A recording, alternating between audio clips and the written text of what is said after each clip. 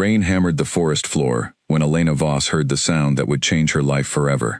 It was not a howl. It was worse.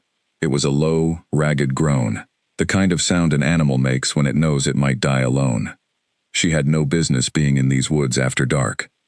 Her truck had broken down on the old logging road 2 miles back, and her phone had no signal out here, not even one flickering bar. She was supposed to be halfway home by now, back in her small cabin with a cup of tea and a stack of veterinary journals she never had time to read. Instead, she was standing in the mud with a flashlight in one hand, and her heart pounding so hard she could feel it in her throat. The sound came again, closer this time. Elena told herself to turn around.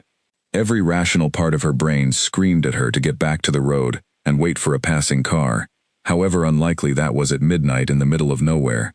But she was a veterinary intern, and something in her simply could not walk away from a creature in pain. She had built her whole life around that instinct. It was the reason she had chosen this career in the first place, the reason she spent her nights patching up injured foxes and abandoned dogs instead of sleeping. She followed the sound. What she found beneath a fallen oak tree made her stop breathing for a moment. It was a wolf, but not like any wolf she had ever studied in a textbook. It was massive, easily the size of a small horse, its fur a deep charcoal gray that seemed to drink in what little moonlight slipped through the storm clouds. One of its hind legs was bent at a wrong angle, and a long gash ran across its side, dark blood mixing with the rain and soaking into the earth beneath it. Its eyes opened. They were a strange, pale gold, almost glowing, and they fixed on her with an intelligence that made the hair on her arms stand up. This was not the look of a wild animal. This was the look of someone watching, judging, deciding whether she was a threat. "Easy," Elena whispered, lowering herself slowly to her knees a few feet away, keeping her hands visible and her voice soft, the same tone she used with frightened strays. "I'm not going to hurt you. I just want to help." The wolf's lips pulled back, baring teeth long enough to tear through bone, and a warning rumble vibrated from somewhere deep in its chest. Any sensible person would have run. Elena stayed exactly where she was, because she had learned a long time ago that fear only made wounded animals more dangerous, and because underneath her, fear was something stronger, a stubborn refusal to leave any living thing to suffer alone in the dark. "I know you don't trust me," she said, inching closer, millimeter by millimeter. "You don't have to. Just let me look at that leg." Minutes passed. The rain slowed to a drizzle. The wolf's growl faded into something closer to exhausted panting, and slowly, impossibly, it stopped baring its teeth. Elena took that as the only invitation she was going to get. She worked quickly once she was close enough, using strips torn from her own jacket to bind the gash on its side, murmuring softly the entire time, the way she always did, more to calm herself than the animal. When her fingers brushed against the wolf's injured leg to check the break, she caught it staring at her palm, at the ordinary, human skin of her hand, as if it recognized something in the simple act of her touch that startled it far more than the pain did. "There," she said finally, sitting back on her heels, soaked through and shivering. "That should hold until you can get somewhere safe. You're going to be all right." The wolf watched her a moment longer. Then, without warning, its enormous body began to shudder, bones cracking and shifting beneath fur that seemed to melt away like smoke. Elena scrambled backward, pressing her spine against the fallen oak, too shocked even to scream, as the wolf's shape folded and stretched and reformed itself into something else entirely. A man lay where the wolf had been. He was tall, built like something out of an old legend, with dark hair plastered to his forehead, and the same pale gold eyes staring at her from a face carved with sharp, commanding lines. Even wounded, even lying half-naked in the mud with blood soaking through the makeshift bandage she had just tied around him, he radiated an authority so overwhelming that Elena felt it pressing against her chest like a physical weight. "What?" she managed to whisper. "Are you?" He did not answer right away. Instead, his nostrils flared, and something shifted in his expression, something between confusion and disbelief, as if he had just caught a scent he could not explain. His golden eyes locked onto hers with an intensity that made her want to look away, and made it impossible for her to do so. "No," he said, his voice a low rasp of pure disbelief. "Not you, not a human." Before Elena could ask what he meant, the forest around them erupted with movement. Shapes emerged from the tree line, some running on 4 legs, some already shifting into human form as they moved, all of them converging on the clearing with the kind of speed that should not have been possible. Within seconds, Elena found herself surrounded by a dozen armed men and women in dark leather, their eyes glowing faintly in the darkness the same way his had. "Alpha," one of them shouted, dropping to a knee beside the wounded man. "We felt the pack bond flare. What happened?" "I was ambushed," the man said, struggling to sit upright despite his injuries, his gaze never leaving Elena even as he spoke to his men. "Rogue wolves. I dealt with most of them before they got lucky with a blade." "And her?" A woman with sharp, assessing eyes stepped closer to Elena, studying her the way a hunter studies a strange animal that has wandered into the wrong territory. "A human, Alpha? Out here? Alone? At this hour?" "She found me," the man said, and something in his tone had gone carefully flat, guarded in a way that made Elena's stomach twist with unease. "She patched my wounds." The woman's eyebrows rose. "That is either very brave or very foolish." "Both, probably," Elena said before she could stop herself, her voice shaking, but her chin lifted. Years of dealing with panicked animal owners and difficult emergency situations had taught her that showing fear rarely helped anything. "Somebody want to explain to me what is going on? Because as far as I can tell, I just watched a wolf turn into a man, and now I'm surrounded by people with glowing eyes in the middle of a forest." A ripple of tension moved through the group. Several of them exchanged glances. The wounded man, the one they had called Alpha, pushed himself fully upright with a grimace of pain, refusing the hands that reached out to steady him. "You should not have seen any of this," he said quietly. "I didn't ask to," Elena shot back. "I heard something in pain, and I went to help. That's what I do.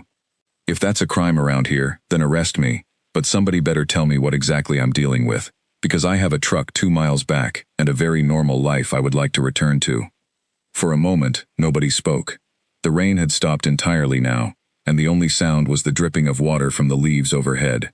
The man studied her with an expression she could not quite read, something caught between suspicion, fascination, and a deep, simmering frustration that seemed aimed less at her and more at whatever thought was turning behind his golden eyes. "My name is Draven," he said finally.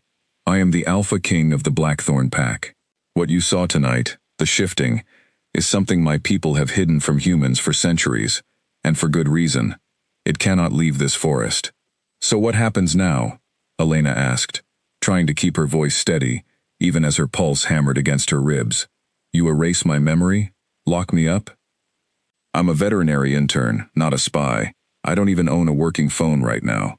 Draven's jaw tightened.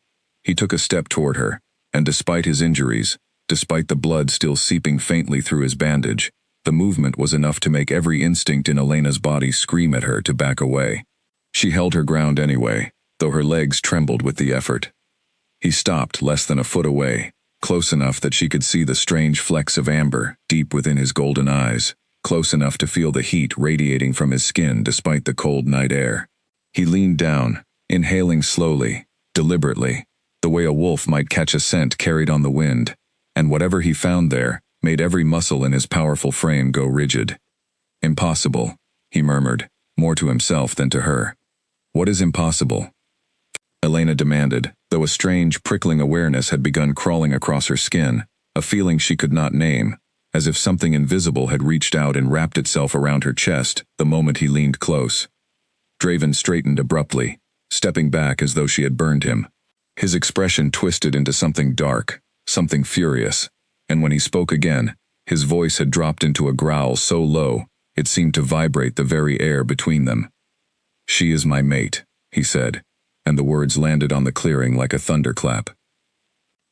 Gasps rippled through the gathered wolves. The woman who had spoken earlier actually stumbled back a step, her mouth falling open. Even the men who had seemed utterly unshakable moments before now stared at Elena with wide, disbelieving eyes, as if she had transformed into something monstrous right in front of them. "That cannot be," the woman said. "Alpha, a human mate has not happened in the history of our bloodline. It is forbidden. It is—" "I am aware of what it is," Draven snapped, and the raw fury in his voice made even his own pack members flinch. He turned that fury on Elena next, though beneath it she thought she glimpsed something closer to panic. "I will never accept a human mate. Do you understand me? Never. I never asked to be your mate, Elena said, anger finally cutting through her fear. I don't even know what that means. I found an injured animal, and I helped it. That's all this was supposed to be. It is never that simple, Draven said, his voice tight with barely restrained control. The bond does not care what either of us wants. It is already chosen, and I refuse to let it dictate the future of my pack. Then let me go, Elena said. Erase whatever memory you need to erase. Do your magic wolf thing. I won't tell a soul what I saw tonight, I swear it. Just let me leave. Draven's eyes searched her face for a long, tense moment, and for one fragile second, Elena thought he might actually agree. Then something hardened behind his gaze, some decision reached in the span of a single heartbeat, and he turned to the woman beside him. Sable, he said, prepare a room in the east wing. She stays with us until I decide what is to be done. Wait, what? Elena's voice cracked with disbelief. You can't just decide to keep me somewhere. I have a life. I have people who will notice I'm gone. You have wandered into a world you do not understand, Draven interrupted, his voice final, immovable, the voice of a king who was not accustomed to being questioned. Until I understand what this bond means and how to break it, you cannot be permitted to leave. It is not a request. Two of the wolves flanking him moved toward Elena, not touching her, but positioning themselves close enough that any thought of running dissolved instantly. Elena's mind raced through every option and found none of them good. She was miles from her truck, deep in unfamiliar forest, surrounded by creatures who could apparently outrun a car if they wanted to, being told by a half-naked, blood-soaked stranger who called himself a king that she was now some kind of prisoner. This is insane, she said, though her voice had lost some of its earlier fire, exhaustion and shock finally beginning to catch up with her. You can't keep a person locked away because of some bond you don't even want. I am well aware of the irony, Draven said, and for just a moment, something almost like regret flickered across his sharp features before vanishing behind the cold mask he wore so easily. Take her to the castle. The castle, Elena repeated numbly, as the woman named Sable stepped forward, her expression unreadable, and gestured for Elena to follow. You will not be harmed, Sable said quietly, her tone carrying none of the hostility Elena expected. Whatever else happens, the Alpha does not harm those under his protection. Come, fighting this now will only exhaust you, and you will need your strength. Elena looked past her, back toward Draven, who was watching her with an expression torn between fury and something far more complicated, something that looked almost like fear of his own reaction to her. He said nothing more. He simply turned away, allowing two of his warriors to help him walk, his powerful frame favoring the leg she had bandaged only minutes before. The walk to the castle felt endless. They moved through the dense forest in near silence, the pack wolves keeping pace effortlessly around her, while Elena stumbled over roots and stones in the darkness, her borrowed strip of jacket fabric now missing entirely, her clothes soaked and freezing against her skin. Every few minutes she considered bolting, sprinting off into the trees and taking her chances, but the memory of how fast those wolves had moved through the clearing kept her feet firmly on the path Sable set for her. When the trees finally thinned, Elena's breath caught in her throat despite everything. Rising from the mist ahead was a structure unlike anything she had ever seen outside of old paintings. A sprawling castle of dark gray stone, with towers stretching toward a sky just beginning to lighten at its edges, torches burning along a wall that seemed to circle the entire property, and wolves, dozens of them, patrolling the grounds with silent, deliberate purpose. Welcome, Sable said quietly, to Blackthorn Keep. Elena said nothing. She simply stared, trying and failing to process the impossibility of everything that had happened in the last 2 hours, from a broken-down truck on an empty road, to standing at the gates of a castle that should not exist, all because she could not walk past an injured creature without stopping to help. They led her through iron gates that groaned open at their approach, across a courtyard where more wolves watched her with open curiosity, and into the castle itself, where the air was warm and smelled faintly of wood smoke and something older, something like history pressed into the very stones. Elena barely registered the tapestries lining the halls, the enormous fireplaces, the sheer scale of the place, because her mind was still caught on one single, impossible sentence. She is my mate. Sable led her up a wide staircase and down a long corridor, lined with heavy wooden doors, stopping finally before one near the very end. She pushed it open to reveal a bedroom far grander than anything Elena had ever slept in. A canopied bed, a roaring fireplace already lit, tall windows overlooking the dark forest beyond. "You will stay here," Sable said. "There is water for washing, and dry clothes have been left for you. Someone will bring food shortly." "And if I try to leave?" Elena asked, though she already suspected the answer.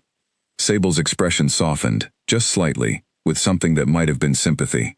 "I would not recommend it. Not tonight. Rest, Elena.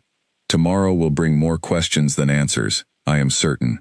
But tonight you are safe, whatever else this place may be." She stepped back into the corridor, and before Elena could say another word, the heavy door swung shut. A moment later came a sound that made her blood run cold, the unmistakable click of a lock turning from the outside. Elena crossed the room in 3 quick strides and tried the handle anyway, some small, stubborn part of her refusing to believe it, but the door did not budge. She was truly, completely locked in.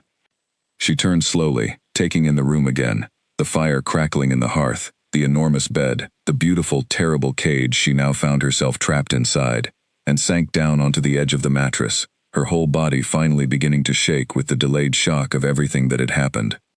Somewhere beyond that locked door, in some other wing of this impossible castle, a king who claimed he would never accept her, was nursing wounds she herself had bandaged, wounds from a battle that had somehow ended with her entire life, upended in the space of a single storm.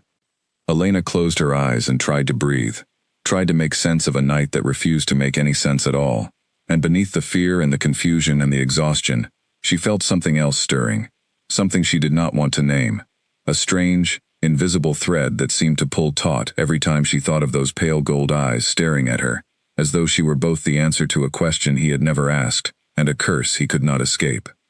Outside her window, the first gray light of dawn began creeping over the treetops, and somewhere in the depths of Blackthorn Keep, Elena Voss understood with a sinking certainty that her old life, the truck, the cabin, the quiet, ordinary world she had known only hours before, was already gone. Whatever came next, there was no walking away from it now. She rose from the bed after a while, too restless to simply sit still, and crossed to the window instead. The glass was old, thick, slightly warped, but through it, she could see the courtyard below, empty now, except for a single wolf patrolling the wall, in slow, steady circles.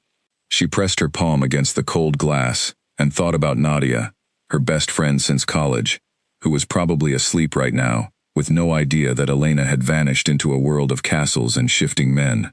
She thought about her parents, about the small apartment she rented above a bakery, about the ordinary Tuesday she was supposed to have tomorrow, filled with nothing more dramatic than vaccine appointments and paperwork. None of that felt real anymore. What felt real was the lock on the door, the fire crackling behind her, and the strange, persistent warmth low in her chest that she could not explain and refused to examine too closely. She found the change of clothes Sable had mentioned, folded neatly on a chair near the fire, simple, and clearly meant for comfort rather than display. She changed out of her soaked clothing with numb, trembling fingers, wrapping herself instead in warm fabric that smelled faintly of lavender, and though nothing about her situation had improved, the simple act of being dry again eased some small fraction of the tension gripping her shoulders. Sleep found her eventually, not because she wanted it to, but because exhaustion finally overpowered fear. She dreamed of golden eyes watching her from the darkness of a forest that never seemed to end. Far below, in a chamber on the opposite side of the castle, Draven Blackthorn sat rigid in a chair, while an elderly healer named Halden worked to properly close the wound Elena had only bandaged. He barely felt the healer's hands. His mind was elsewhere entirely, circling the same impossible fact again and again, like a wolf pacing the edges of a cage. A human mate. In 300 years of Blackthorn history, it had never happened. Alphas took mates from noble wolf bloodlines, mates who understood the weight of pack law, who could stand beside a king and share the burden of leading hundreds of lives. A human understood none of it. A human was fragile in ways his kind were not, vulnerable to enemies who would see her only as a weakness to exploit, a crack in the armor of his rule. And yet, He could still feel the ghost of her hands against his fur. Gentle, even when she had every reason to be terrified. He could still smell her scent beneath the rain, and the blood, and the mud, something warm and unplaced that had settled into his chest the moment she touched him, and had not left since. "You are troubled, Alpha," Halden said quietly, not looking up from his work. "I am furious," Draven corrected. "Those are rarely different things," the old healer replied, and though Draven shot him a sharp look, Halden only continued stitching with steady, practiced hands. "The bond does not ask permission, my king. It never has. Fighting it will cost you more than accepting it ever could. I will not drag a human into a war she cannot survive," Draven said, his voice low and hard. "Rorik already looks for reasons to challenge my right to this throne. A human mate hands him exactly what he needs. Then perhaps," Halden said carefully, "you will need to decide which matters more, the throne or the woman fate has chosen for you." Draven said nothing. He stared instead at the fire across the room, at the flames twisting and climbing, exactly the way his thoughts had been twisting and climbing since the moment he opened his eyes in that clearing and found a stranger's hands stitching his wounds, with more gentleness than his own pack had shown him in years. He had told her he would never accept her. He had meant it when he said it. He was no longer entirely certain he believed it himself. Morning came, with the sound of a key turning in the lock. Elena shot upright in bed, disoriented for a single, merciful second, before the events of the previous night crashed back over her all at once. The canopied bed, the fire now reduced to glowing embers, the tall windows filled with pale daylight. None of it had been a dream. The door opened, and instead of Sable, it was Draven himself who stepped inside. Carrying a tray of food, he sat down on a small table near the window without a word. He had changed since she last saw him, dressed now in dark clothing that fit him with an ease that spoke of wealth and rank, and though his movements were steady, Elena noticed the faint stiffness in the way he favored his injured side. "You should eat," he said, his voice carefully flat, none of the raw fury from the night before, but none of the strange, wondering intensity either. This was a different man, or perhaps simply a man determined not to let her see anything at all. "I'd rather have answers," Elena said, pushing herself off the bed and crossing her arms. "Starting with how long you intend to keep me locked in this room." "Until I decide what to do with you," Draven said. "That's not an answer, that's a threat." Something flickered behind his golden eyes, there and gone too quickly for her to name it. "It is a fact. You are not a prisoner in the way you imagine. No one here intends to harm you. But you cannot be permitted to leave until I understand the nature of what happened between us, and until I am certain you pose no danger to my pack." "I'm a veterinary intern," Elena said, disbelief cracking through her voice. "I've never posed a danger to anything in my life except maybe a stubborn cat that didn't want its temperature taken." Despite himself, something almost like amusement tugged at the corner of Draven's mouth, before he crushed it back into the same unreadable expression he seemed determined to wear. "It is not your intentions that concern me. It is what a human mate would mean if word of you reached the wrong ears. My pack has enemies, Elena Voss. Enemies who would see you as a weapon to use against me, or a weakness to exploit." "Then explain it to me," she said, softening her tone slightly, because beneath his rigid control she thought she glimpsed something that looked almost like exhaustion. "Explain what a mate actually is, because last night you said the word like it was some kind of curse, and I still don't understand what any of this means." Draven was quiet for a long moment, his gaze drifting to the window, to the forest stretching endlessly beyond the castle walls. When he finally spoke, his voice had lost some of its hard edge, replaced by something quieter, more careful. "Among my kind, every wolf is born with the potential for a bond, a connection to one other soul, that fate marks as their perfect match. It is rare. Many wolves live their entire lives without ever finding theirs. When it happens, it cannot be denied, cannot be broken by choice alone. The bond recognizes its match, through scent, through touch, sometimes even before either party understands what they are feeling." "And you're telling me that bond chose me," Elena said slowly, "a random human, who happened to find you bleeding in the woods." "Nothing about the bond is random," Draven said. "That is what troubles me most. It has never once, in the entire history of my bloodline, chosen a human." Alphas have always mated within pack lines, within families whose blood carries the strength needed to lead. A human mate breaks every tradition my people have built our society upon. So it's not that you find me disgusting, Elena said, unable to keep a note of dry humor from creeping into her voice despite everything. It's that I'm inconvenient for your family tree. Draven's eyes snapped back to hers, and for a moment, something dangerous flared in them. Though whether it was anger, or something else entirely, Elena could not tell. You misunderstand. This is not about you personally.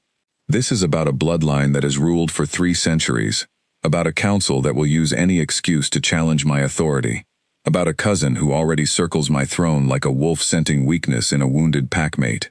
A human mate is not an inconvenience, Elena. It is a war I did not choose and cannot afford. Silence stretched between them, heavy and uncomfortable. Elena studied him, this man who spoke of wars and bloodlines and thrones as easily as she spoke of vaccine schedules and surgical recovery times, and found herself, against every ounce of her own good sense, curious about him, rather than only afraid.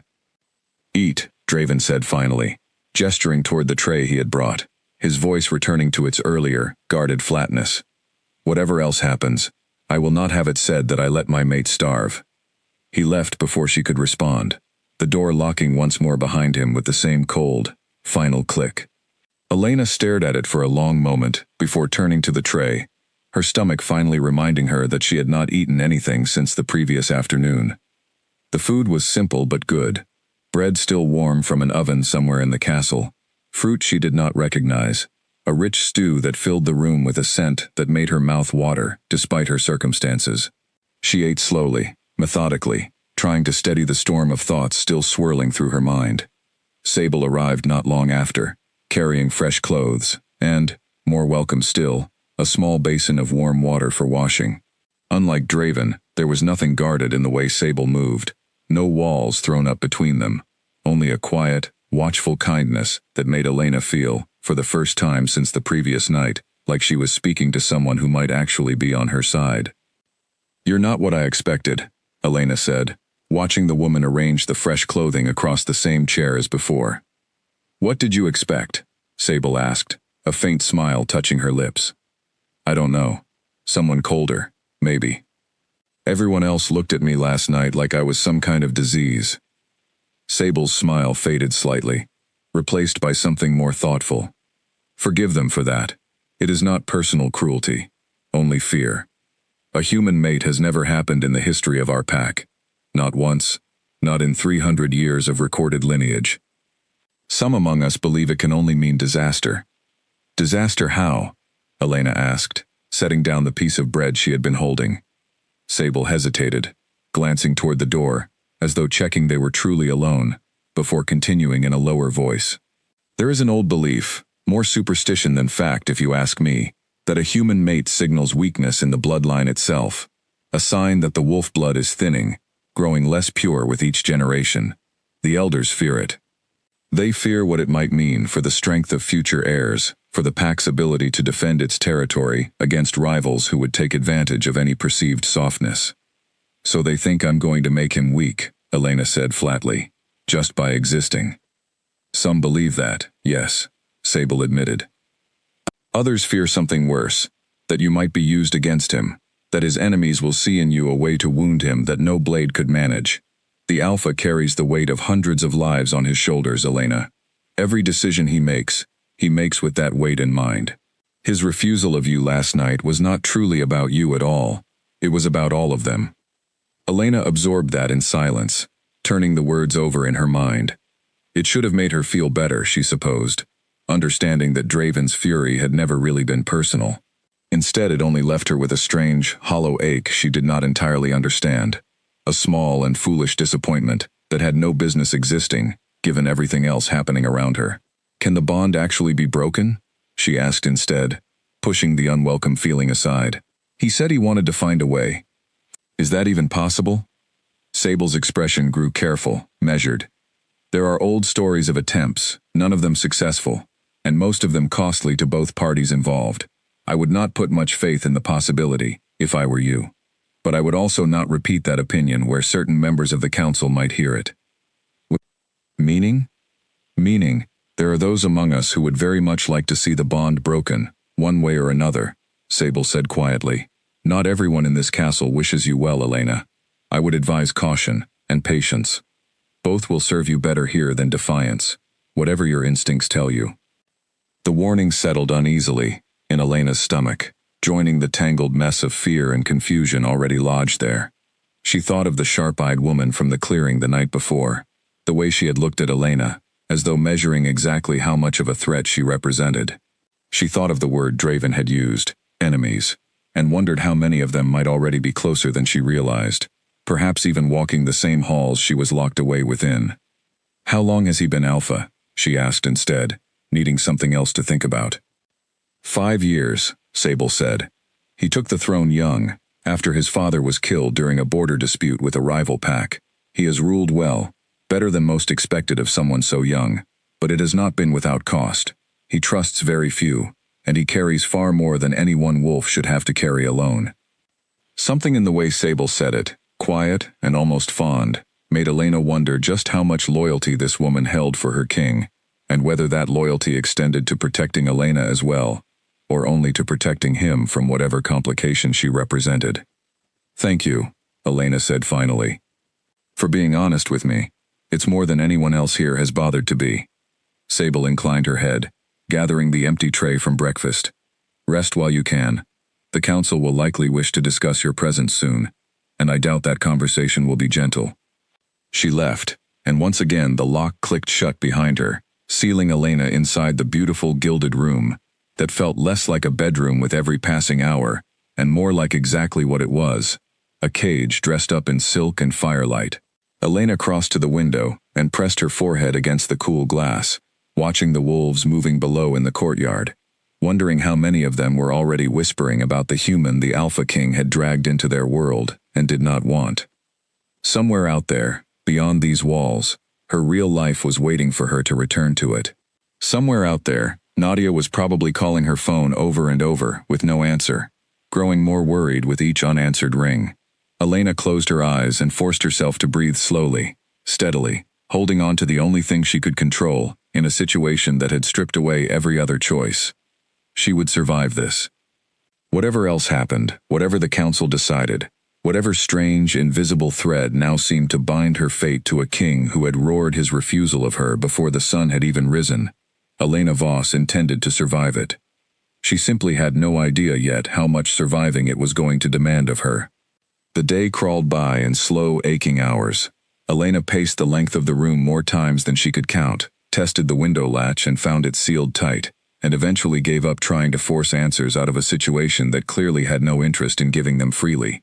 She sat by the fire instead, knees drawn to her chest, and let her mind wander back over every strange detail of the night before, searching for some thread of logic in a story that refused to make any sense. A soft knock came at the door sometime in the late afternoon, different from the heavy, businesslike raps that usually announced Sable's arrival. When the door opened, it was a young man Elena had not seen before, perhaps only a few years older than herself, with sandy hair and an easy, curious expression that seemed entirely out of place among the guarded faces she had grown used to since arriving. "You're the human," he said, not unkindly, more like someone confirming a rumor he had heard secondhand. "I'm Tobias. I run messages for the healer. Figured I would see for myself if the stories were true." "And are they?" Elena asked, allowing herself a small, tired smile at his bluntness. "Depends which stories you mean," Tobias said, stepping just inside the doorway but no further, as though some invisible rule kept him from entering fully. "The one about the Alpha roaring loud enough to wake half the Eastern Wing?" "True. The one about you fixing his leg with nothing but a torn jacket and pure stubbornness? Also apparently true, and frankly, impressive." Despite everything, a short laugh escaped her, surprising them both. It wasn't exactly a proper surgery. "Better than most of us could manage on a wounded Alpha mid-shift," Tobias said. "You should know, not everyone here thinks this is a disaster. Some of us are just curious what it means. A human who isn't afraid to get close to something that could tear her apart without trying." "I was terrified," Elena admitted. "Didn't look that way from what I heard," Tobias said, and though his tone stayed light, Something more serious flickered behind his eyes. Anyway, I should go, before someone notices I'm chatting instead of delivering messages. Try not to worry too much. Halden says the Alpha is stubborn but not cruel. That's more than some kings can claim. He disappeared before Elena could ask anything further, leaving her with a small, unexpected warmth threading through the tangled knot of anxiety in her chest. Not everyone here saw her as a curse. It was not much, but in a place that had made her feel like an intruder from the very first moment, it was something. Evening settled over the castle in shades of deep orange and violet, visible through the tall window, as the sun dropped behind the tree line. Elena watched it fall, thinking of ordinary sunsets she had watched from her cabin porch, wondering how something as simple as watching the sky change color could feel like such a distant memory after only a single day. She thought of Draven then, unbidden, the way his golden eyes had studied her that morning, guarded and furious, and, underneath it all, something that looked almost like a man drowning and refusing to admit he needed help. She thought of the word Sable had used, weight. The weight of hundreds of lives resting on shoulders that could not afford to stumble, not even once, not even for something as inconvenient and impossible as a mate the fates had never intended him to have. It should not have mattered to her. He had roared his refusal loud enough for the whole forest to hear. He had locked her behind a door thick enough to keep out anyone who might try to save her, and yet some quiet, traitorous part of her mind kept circling back to the memory of his hand, brushing against hers in the clearing, the strange warmth that had bloomed low in her chest the moment their eyes met, a warmth that had nothing to do with fear, and everything to do with something she did not yet have a name for. Whatever this bond was, whatever it demanded of them both, Elena was beginning to understand that ignoring it would not make it disappear. If anything, the harder Draven fought against it, the more she found herself wondering what exactly he was so afraid of losing. Night fell fully over Blackthorn Keep, and somewhere below, a council was already gathering in a chamber lit by torches and old, simmering resentment, preparing to decide what should be done about the human the Alpha King refused to claim and could not bring himself to release. The council chamber sat deep within the oldest part of the castle, a circular room ringed with stone pillars and lit by torches whose flames never seemed to flicker, no matter how the air moved. Draven took his seat at the head of the long table, his expression carved into the same unreadable calm he wore whenever he needed the room to believe he was in complete control, even when he was anything but. 7 council members filled the remaining seats, elders and warriors chosen to represent the different branches of the Blackthorn bloodline, each of them watching him now with expressions ranging from concern to poorly concealed ambition. At the far end of the table sat Rorik, Draven's cousin, his dark eyes gleaming with something that might have passed for sympathy to anyone who did not know him well enough to recognize it as calculation instead. "Cousin," Rorik began, his voice smooth and reasonable, the kind of tone that had fooled better strategists than the men currently seated around this table. "I trust you understand why we called this meeting. The entire keep is speaking of nothing else. A human, brought into these walls, claimed as the Alpha's mate. Surely, you can appreciate our concern." "I appreciate a great many things," Draven said evenly. "Concern is not among the reactions I find most useful at present." "With respect," said Halden's counterpart on the council, an elder woman named Leora, whose silver hair matched the severity of her expression. "This is not a matter of useful reactions, Alpha. It is a matter of survival. Our bloodline has held this territory against 3 separate rival packs in the last century alone. Each attempt turned back because our enemies knew the strength of Blackthorn blood ran true and unbroken. A human mate threatens that perception, whatever the truth of your own strength may be. Perception is not the same as fact," Draven said. "I remain exactly as strong as I was 2 days ago. Nothing about my capability to lead this pack has changed. And yet everything about how our enemies will view us has changed," Rorik said, leaning forward with the careful, patient posture of a man who believed he already held the winning argument. "Word travels fast, cousin. By week's end, every rival Alpha within 3 territories will know that the great Blackthorn bloodline has produced a human mate. They will see weakness where once they saw only strength. They will test our borders to see if that weakness runs deeper than one unfortunate bond." "Then let them test," Draven said, his voice hardening. "They will find the same borders they have always found, defended by the same warriors who have always defended them." "Bold words," Rorik said, spreading his hands in a gesture of mock reasonableness that made Draven's jaw tighten further. But bold words have never stopped a blade, cousin. I only ask that we consider the safety of the pack above all else. The human should be examined, questioned thoroughly, and if she is found to pose any risk at all, dealt with accordingly. Surely you cannot object to a simple precaution. The word examined hung in the air like something poisonous, and Draven understood immediately what it truly meant, despite the careful, sanitized language Rorik had chosen to disguise it. Examined meant interrogated, in ways that would leave marks. Dealt with meant something far worse than either of those words dared to say aloud. No, Draven said, the single word landing in the chamber with the weight of a closing door. Silence rippled around the table. Rorik's expression flickered, just for an instant, surprise breaking through his careful composure, before he smoothed it away again.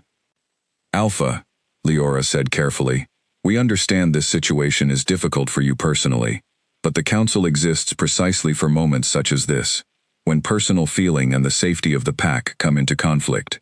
Surely you agree that the pack's safety must come first.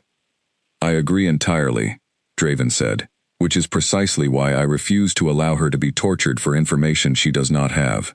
She is not a spy, Leora.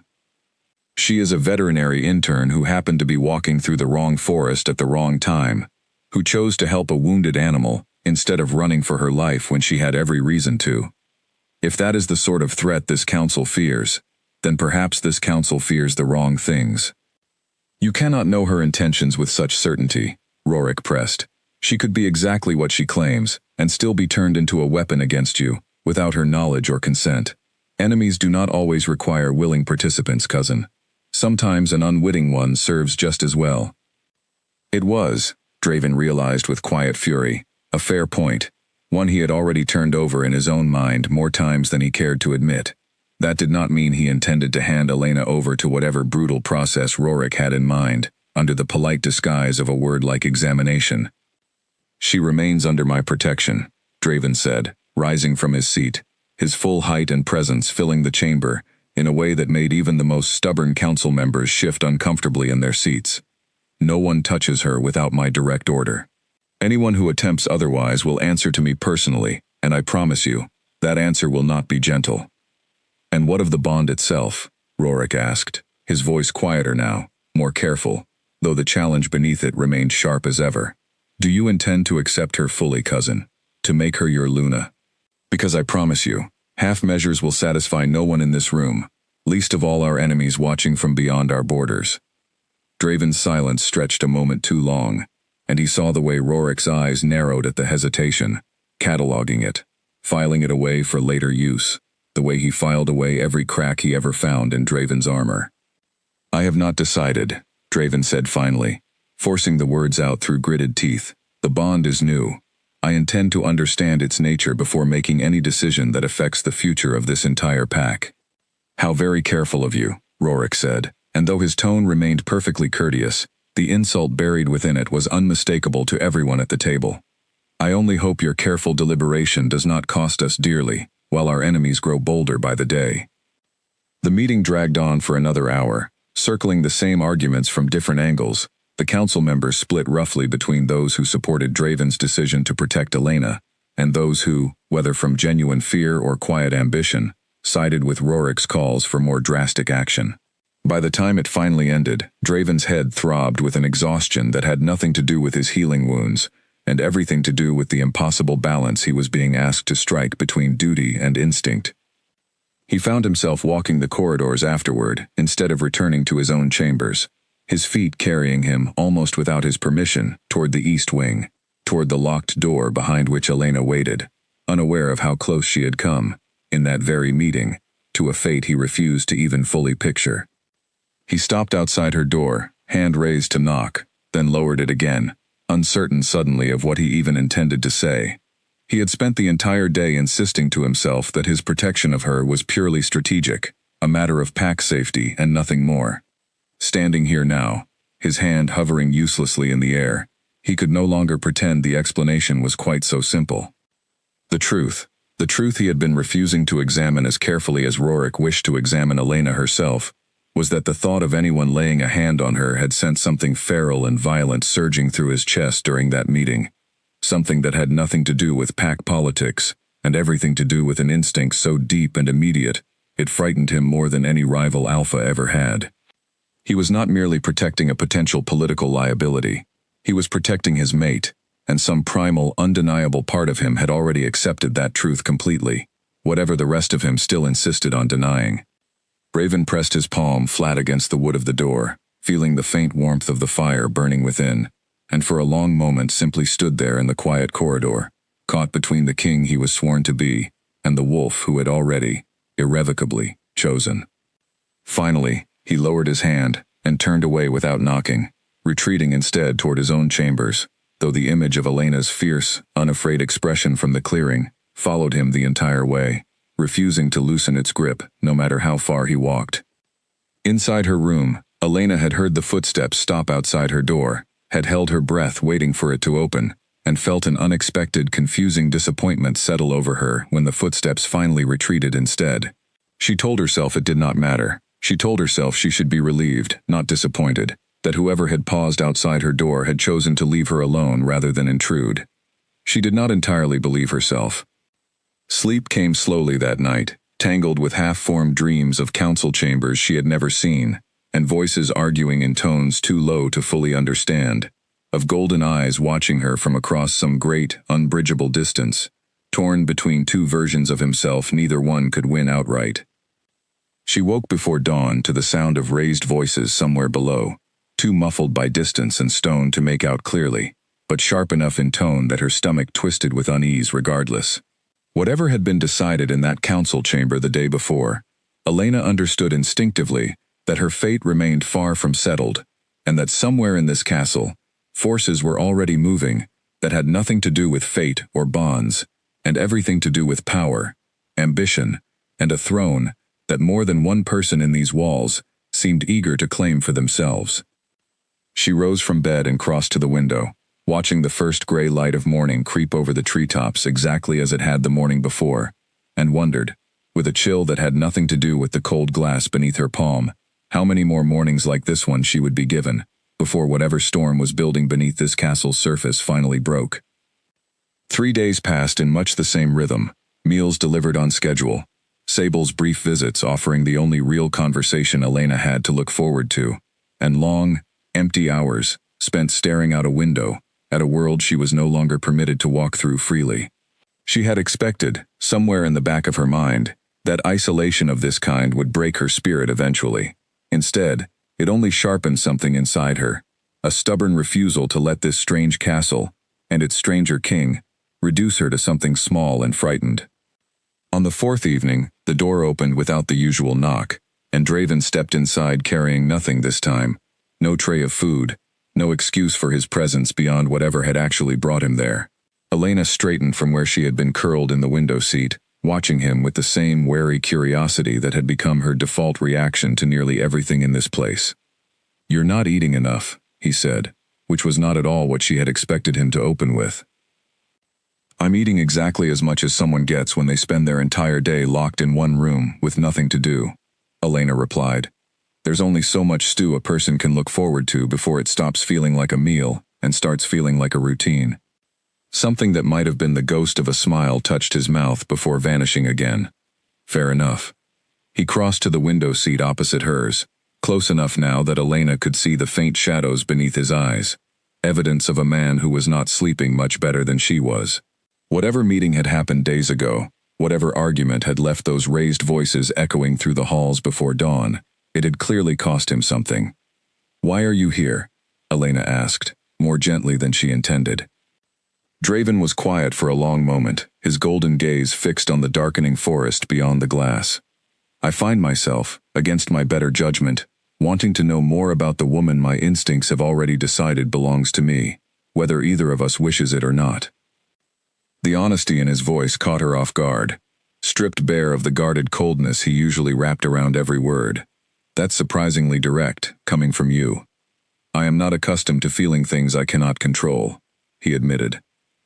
"It makes me poor company, I imagine." "You're not wrong," Elena said, though there was no real bite behind the words. only a tired, honest amusement that surprised her as much as it seemed to surprise him. Tell me something true then, not political, not about bonds or councils or thrones. Something true about you. He considered the request with the same careful weight he seemed to give everything, as though every word he spoke carried consequences he could not afford to ignore. I have not had the luxury of simple truths in a very long time, he said finally. Since my father died, every choice I make is measured against what it means for the pack, for the bloodline, for the war that never quite arrives but never quite goes away either. That sounds exhausting, Elena said quietly. It is, Draven admitted, and something in the admission seemed to loosen a knot in his shoulders that had been there since the moment he walked in. Your turn. Tell me something true about you. Elena thought about it, turning the question over the way he had turned his own. I became a veterinarian because when I was 11, my neighbor's dog was hit by a car and nobody knew what to do. I sat with him until animal control arrived, and I promised myself I would learn how to actually help, instead of just sitting helplessly next time something like that happened. And did you learn to help? I'm trying, she said. Every day I'm trying. Draven studied her for a long moment, something shifting behind his golden eyes, softer than the wariness she had grown used to. That is precisely what you did for me, in that clearing. You did not hesitate. You were bleeding out under a fallen tree, Elena said. Hesitating wasn't really an option I considered. Most people would have run, he said quietly. Human or wolf, most creatures run from something wounded and dangerous, especially something they do not understand. You knelt down instead. I've never been very good at running from things that need help, Elena admitted, even when I probably should. The silence that followed felt different from every silence that had passed between them before, less charged with fear or fury, more simply full, the kind of quiet that comes when two people have said something true to each other and are still deciding what to do with it. I meant what I said. That night in the clearing, Draven said eventually, his voice low. I will not easily accept this bond. Too much depends on decisions I cannot make lightly. I know, Elena said. You've made that very clear. And yet, he continued, as though the words were being pulled out of him against his will, I find myself here regardless, unable to stay away, which is a contradiction I do not fully understand, and like even less. Elena felt her pulse quicken, despite every ounce of caution, telling her to guard her heart carefully against a man who had, quite literally, locked her away days before. Contradictions seem to be the theme of this entire situation. They are, he agreed, and this time the almost smile actually reached his eyes, brief and unguarded, gone before she could fully memorize it. He rose from the window seat, the moment settling back into something more careful, more distant, though not quite as cold as it had been before. Rest well, Elena Voss. Tomorrow the healer wishes to check my wounds again, and I imagine you will insist on inspecting his work yourself, giving your professional opinion of his methods. You imagine correctly, Elena said, and this time when he left, the lock clicking shut behind him, the sound felt marginally less like the closing of a cage, and marginally more like the simple, ordinary click of a door in a house, where, however strange the circumstances, someone had just chosen honesty over distance, if only for a little while. She lay awake long after the fire burned low, turning his words over in her mind, the admission that had cost him so visibly to make.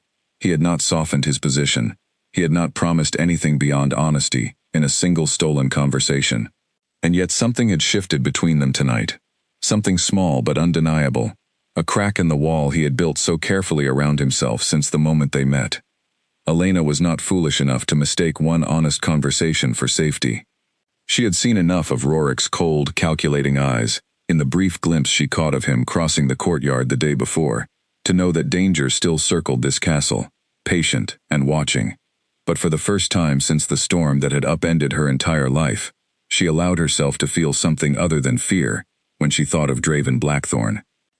She was not sure yet what to call it. She was fairly certain, lying there in the dark with the memory of his rare, unguarded smile still glowing warm behind her closed eyes, that she was in far more danger from that feeling than she had ever been from anything in these castle walls. The alarm came just after midnight, a howl so sharp and urgent that Elena bolted upright in bed before she even fully understood what had woken her. It was followed by another, and another, until the sound seemed to come from every direction at once, echoing off the stone walls of the castle, in a chorus that made the hair on her arms stand straight up. She was out of bed and at the door before she consciously decided to move, testing the handle out of pure instinct, even though she already knew it would be locked. To her shock, it gave way beneath her palm, swinging open into a corridor lit only by the flickering, uneven light of torches that seemed to be burning faster than they should, as though something had disturbed the very air around them. Sable appeared almost immediately, her expression tight with an urgency that sent fresh alarm racing through Elena's chest. "Stay behind me," Sable said, no explanation offered, none needed, given the sound of shouting, and something far more violent than shouting, echoing up from somewhere below. "What's happening?" Elena demanded, following anyway despite the instruction. "An attack," Sable said grimly, leading her quickly down the corridor, away from the sounds, rather than toward them. "Rogue wolves breached the outer wall. We do not yet know how many." The castle around them had transformed entirely from the quiet, watchful place Elena had grown used to over the past several days. Warriors moved through the halls now with grim, focused speed, some already shifted into their wolf forms, powerful bodies flowing through the corridors like living shadows. The air itself seemed to crackle with tension, a barely contained violence that made every instinct in Elena's body scream at her to find somewhere small and hidden and simply disappear. They had not gone far when a sound cut through everything else, a roar Elena recognized instantly, despite never having heard it in quite this register before. Raw and furious and edged with pain. Draven. "He's fighting," Elena said, stopping dead in the corridor despite Sable's hand closing around her arm to keep her moving. "He is protecting his pack, as he always does," Sable said. "Elena, we need to move, now. This is not the place for—" Another roar cut through the night, closer this time, followed by the unmistakable sound of impact, bodies colliding with a force that shook dust loose from the ceiling above them. Elena's heart lurched painfully in her chest, some deep, undeniable instinct pulling at her with an intensity that overrode every ounce of self-preservation she possessed. She broke free from Sable's grip and ran toward the sound instead of away from it, ignoring Sable's sharp cry of protest behind her, ignoring every rational thought telling her this was exactly the wrong direction to run in the middle of a battle she did not understand and could not survive on her own. She reached the courtyard just in time to see Draven, half-shifted, caught in some terrible state between man and wolf, locked in combat with two enormous gray wolves, whose eyes burned a sickly, wrong shade of red instead of the warm gold she had grown used to seeing in Draven's pack.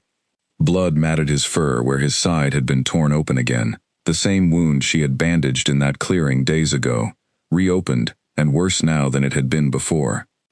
He fought with a ferocity that took her breath away, powerful and precise even wounded, even outnumbered, but Elena could see what the other combatants perhaps could not, the way his movements had begun to slow, the way blood loss was starting to steal the sharp edge from his reflexes. One of the rogue wolves lunged, and Draven twisted to meet it, but his injured leg buckled beneath him at the crucial moment, sending him crashing to the stone ground hard enough that Elena felt the impact in her own chest. The second wolf surged forward to finish what the first had started, and Elena, without any conscious decision to do so, screamed his name at the top of her lungs. It should not have mattered. It should have changed nothing about the outcome of a battle between creatures far stronger and faster than she could ever hope to be. But something in her voice, in the raw terror and desperation behind it, seemed to reach something primal in Draven, that pure survival instinct alone had not, and he twisted at the last possible second, catching the second wolf's throat between powerful jaws before it could reach him. The battle turned quickly after that. More of Draven's warriors poured into the courtyard, driving back the remaining rogue wolves, until the survivors broke and fled into the darkness beyond the castle walls, leaving several of their own dead or dying behind them. Draven remained on the ground even after the fighting stopped, his massive wolf form shuddering as it slowly shifted back into human shape, revealing wounds far worse than the one she had treated before. Elena was moving before anyone could stop her, dropping to her knees beside him on the cold stone, her hands already pressing hard against the worst of the bleeding, despite the horrified protests rising around her from warriors who had never seen a human touch their king so freely. Stay with me, she said, her voice steady, despite the panic hammering through her veins. Years of emergency training, taking over exactly as it always had. Exactly as it had that very first night in the forest. Draven, look at me. Stay with me. His golden eyes found hers, glassy with pain but still, impossibly, aware, still focused on her, with an intensity that cut through the chaos surrounding them both. You should not be here, he rasped. Too late for that argument, Elena said, pressing harder against the wound, calling out over her shoulder for anything clean she could use. For the healer. For anyone who could bring the supplies she desperately needed. You're not dying tonight. Do you understand me? Not tonight. Halden arrived moments later, along with several warriors carrying makeshift stretchers, and Elena found herself working alongside the old healer, with a focus that blocked out everything else. The fear, the shocked stares of the pack around her, the growing crowd that had gathered to witness their alpha bleeding on the very stones of his own courtyard, saved in part by the human hands he had sworn, only days before, he would never accept. They moved him inside, into a chamber far grander and more heavily guarded than the one Elena had woken in each morning, and she stayed beside him through every stage of treatment, refusing every attempt to remove her from the room, her training taking over completely as she assisted Halden in cleaning and closing wounds that would have killed a lesser creature outright. It was hours before Draven finally stabilized, his breathing evening out into something closer to sleep than the ragged, pained gasps that had filled the room earlier. Elena sat back finally, her hands stained red, her entire body trembling now that the adrenaline that had carried her through the crisis had nowhere left to go. She became aware, slowly, of the room around her, of Halden watching her with an expression she could not quite place, of several warriors stationed near the door who had witnessed everything, of the weight of dozens of eyes that had seen a human throw herself, without hesitation, into the middle of a battle to save a king who had locked her away only days before. You should rest, Halden said quietly, though there was something gentler in his voice now than there had been the first time they met. You have done more than anyone could have asked of you tonight. I couldn't just watch, Elena said, her voice hoarse with exhaustion. I couldn't just stand there and watch him die. Halden studied her for a long moment, something knowing settling into his weathered features. No, he said finally. I do not suppose you could. The bond does not care for careful distances, Elena Voss, however much either of you might wish otherwise. Elena looked down at Draven's sleeping face, softer now in unconsciousness than she had ever seen it, the sharp, guarded lines of his expression finally at rest. Whatever careful walls he had built between them over the past days, whatever political calculations and ancient fears kept him from claiming what his own instincts had already decided, none of it had mattered the moment his life hung in the balance. She had run toward him without a second thought, and some deep, undeniable part of her understood that she would do exactly the same thing again, without hesitation, no matter the cost. Outside the chamber, word was already spreading through the castle of what the human had done, how she had thrown herself into the aftermath of battle without fear, how her steady hands had done as much to save their alpha's life as any healer's training. By morning, the whispers that had once painted her as a curse upon the bloodline had begun, slowly and reluctantly, to shift into something else entirely, something that looked, if only just barely, like respect. Elena remained at Draven's bedside long after exhaustion finally won its battle against her will, her head resting against the edge of his bed, her hand still loosely curled near his, unwilling even in sleep to put more distance between them than absolutely necessary. She did not see the way his fingers shifted, sometime deep in the night, to close gently around hers. Draven woke slowly, the ache in his side a dull, distant thing, compared to the sharp awareness that settled over him the moment he realized whose hand rested against his. Elena was asleep in the chair beside his bed, her head tilted at an angle that would leave her stiff and sore when she woke, dark circles shadowing eyes that had clearly not rested properly in far too long. He did not move for a long while, simply watching her, allowing himself the rare, unguarded luxury of studying her features without the careful walls he usually kept firmly in place. There was dried blood on her hands, his blood, and something about that fact settled deep in his chest, with a weight he did not fully know how to name. She had run toward danger rather than away from it. She had knelt over him in that courtyard with the same steady, fearless focus she had shown him in the forest days before, refusing to let him slip away, even as chaos raged around them both. No wolf-born mate could have done more, and Draven found himself, for the first time since the bond first revealed itself, genuinely questioning every assumption he had clung to about what a human mate could or could not offer him. Elena stirred eventually, blinking awake with the disoriented confusion of someone who had not intended to fall asleep where they sat. Her eyes found his immediately, wide with a relief so open and unguarded that something in Draven's chest tightened almost painfully. "You're awake," she said, straightening in the chair, wincing slightly at the stiffness in her neck. "How do you feel?" "Alive," he said, "which I am given to understand I owe largely to you." "You owe it to Halden's stitching," Elena said, though a faint flush colored her cheeks at the direct praise. "I just kept pressure on things until he arrived." "You did considerably more than that," Draven said. "I am told the entire courtyard witnessed it." Elena's flush deepened, and she looked away toward the window, where pale morning light was just beginning to filter through heavy curtains. "I wasn't thinking about who was watching. I was thinking about the fact that you were bleeding out in front of me, and I wasn't about to let that happen twice in 1 week." "Twice," Draven repeated, something almost like amusement threading through his voice, despite the exhaustion still weighing down every word. "I begin to think you make a habit of appearing precisely when I am at my most vulnerable, Elena Voss."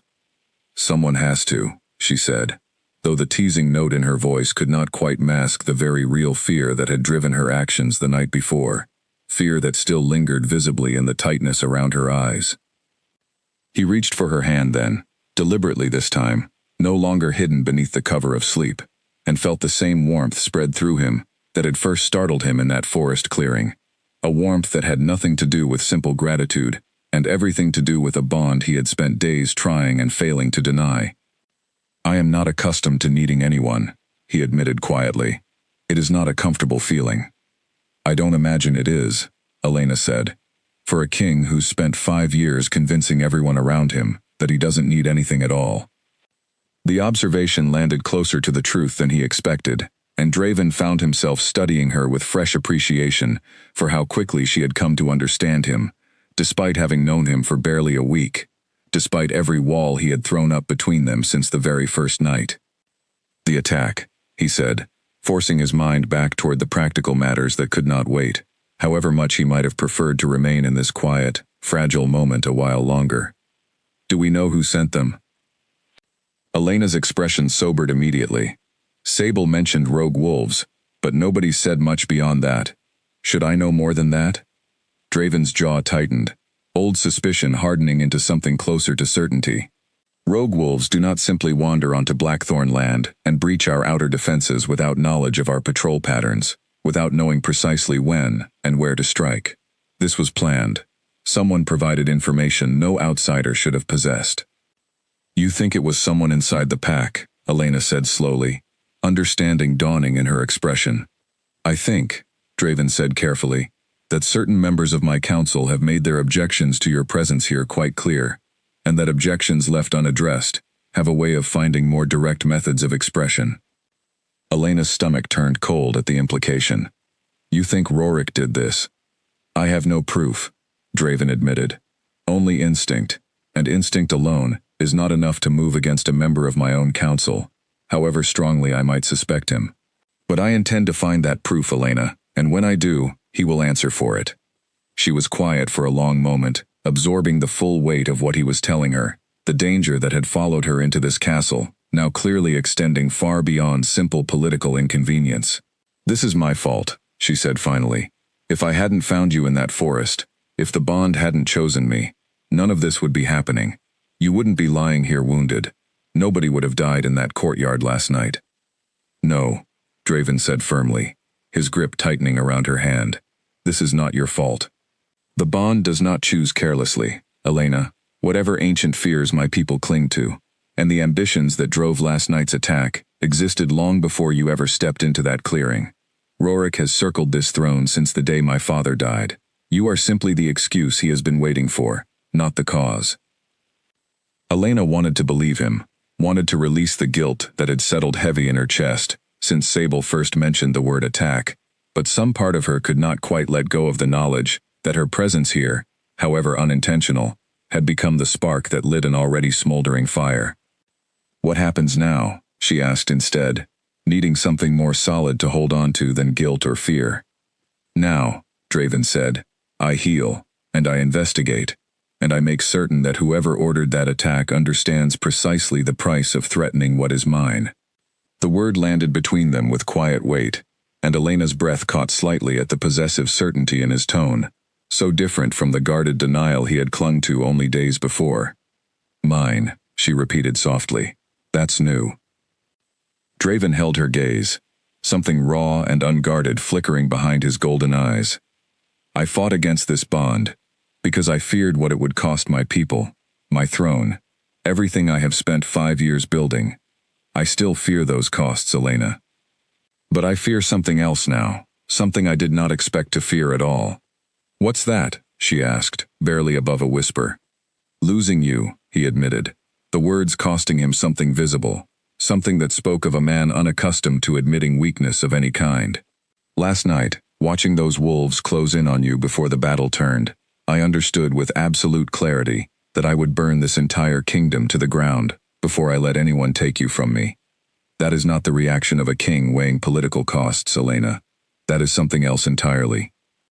The confession hung in the quiet room between them, fragile and enormous all at once, and Elena felt something in her chest crack open in response. Some final wall she had not even fully realized she was still maintaining against the pull of whatever this bond truly was. "I'm not going anywhere," she said finally, her fingers tightening around his. "Whatever this is, whatever it costs, I'm not running from it." Draven's expression softened into something Elena had not yet seen from him, something almost vulnerable beneath the careful control he wore like armor. And for a long, quiet moment, neither of them spoke at all, content simply to sit together in the fragile aftermath of a battle that had, however painfully, finally begun to answer the question neither of them had been brave enough to ask aloud.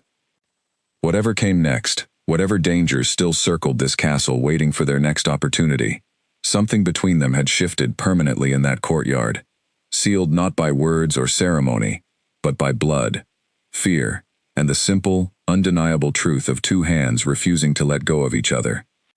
A full week passed before Draven was strong enough to resume his duties, and in that time, Elena found herself moving through the castle with a freedom she had not been granted before, escorted rather than locked away, trusted enough now to walk the halls so long as one of the pack remained near her at all times. She used that freedom carefully, observing everything, cataloging faces and conversations, the way she once cataloged symptoms in a patient chart, searching, without quite admitting to herself, what exactly she was searching for. It was Tobias, in the end, who gave her the first real thread to pull. She found him in the castle library one quiet afternoon, sorting through a stack of old ledgers with the distracted air of someone who would rather be anywhere else. He brightened slightly at the sight of her, setting aside his work with obvious relief. "Healer sent me to catalog supply records," he explained, gesturing at the towering stack of leather-bound books before him. "Apparently, someone needs to account for every bandage and herb used in the last 6 months, given how quickly things have been disappearing lately." "Disappearing how?" Elena asked, curiosity sharpening immediately. "Medical supplies mostly, wolfsbane extract, silver-treated bindings. Things you wouldn't normally need much of unless you were planning to hurt one of us rather than heal one of us," Tobias said, lowering his voice slightly despite the empty room around them. "Halden's been quietly tracking it for weeks, trying to figure out who's been requisitioning supplies that don't match any injuries we've actually treated." Elena's pulse quickened. "Can I see those records?" Tobias hesitated, glancing toward the door as though checking they were truly alone. "I probably shouldn't. Halden would have my hide if he knew I was showing supply ledgers to anyone outside the healing staff." "Tobias," Elena said carefully, "if someone in this castle has been quietly stockpiling supplies meant to hurt wolves, don't you think that's exactly the kind of information Draven needs, especially after what happened in that courtyard?" Something shifted in Tobias's expression, calculation replacing his earlier hesitation. "You think this is connected? I think it's worth finding out," Elena said. He pushed the ledger toward her without further argument, and Elena spent the next hour poring over columns of careful, cramped handwriting, cross-referencing dates and quantities against her own limited understanding of what the attack had likely required. It was slow, frustrating work, made harder by her unfamiliarity with the specific herbs and materials the records referenced, but eventually a pattern began to emerge. Small requisitions spread out over months, never large enough individually to draw immediate suspicion, but adding up, when viewed together, to a quantity far beyond anything a legitimate medical need could explain. And every single requisition, without exception, had been authorized under Rorick's personal seal. "This isn't just supplies for one attack," Elena said slowly, her stomach twisting as the full scope of what she was looking at settled into place. "This has been going on for months, Tobias. He's been planning something far bigger than one ambush in a courtyard." Tobias leaned over her shoulder, his earlier reluctance replaced now by the same grim focus gripping Elena. "We need to show this to the Alpha. We need proof he can actually act on," Elena said. "A ledger full of requisitions is suspicious, but Rorick could claim any number of innocent explanations if we bring this forward without more." Before Tobias could respond, footsteps sounded in the corridor outside, unhurried and deliberate, and both of them froze as the library door swung open to reveal Rorick himself, his sharp eyes taking in the scene before him with an expression that shifted, in the space of a single heartbeat, from mild curiosity to something far more dangerous. "An interesting choice of reading material," Rorick said, his voice smooth as ever, though the warmth Elena had occasionally glimpsed in his public interactions with the council had drained away entirely, leaving something cold and watchful in its place. "Supply ledgers of all things. I did not realize the human had developed an interest in castle bookkeeping. Just curious about how things run around here," Elena said, forcing her voice steady despite the sudden sharp awareness of danger prickling along her spine. "Curiosity," Rorick said, stepping further into the room, closing the distance between them with slow, deliberate steps, "has a way of becoming inconvenient, in my experience, especially when it wanders into matters that do not concern it." "Everything that happens in this castle concerns me now," Elena said, refusing to let the fear building in her chest reach her voice. "In case you hadn't noticed, someone tried to kill your Alpha 2 weeks ago. I'd say that makes castle bookkeeping fairly relevant to my interests." Something flickered dangerously behind Rorick's eyes. There and gone so quickly Elena might have imagined it if not for the tightening of his jaw that followed. "A tragic incident," he said, though the word tragic carried none of the weight it should have. "I trust your investigation into supply records has proven enlightening." "Enlightening enough," Elena said, holding his gaze despite every instinct urging her to look away. The silence that followed stretched taut and dangerous, and Elena became suddenly, acutely aware of how alone they were in this quiet corner of the castle, of how easily this conversation could tip from veiled threat into something far more direct. Beside her, she felt Tobias tense, his hand moving subtly toward the ledger as though preparing to shield it from view, though the gesture came far too late to hide what they had already found.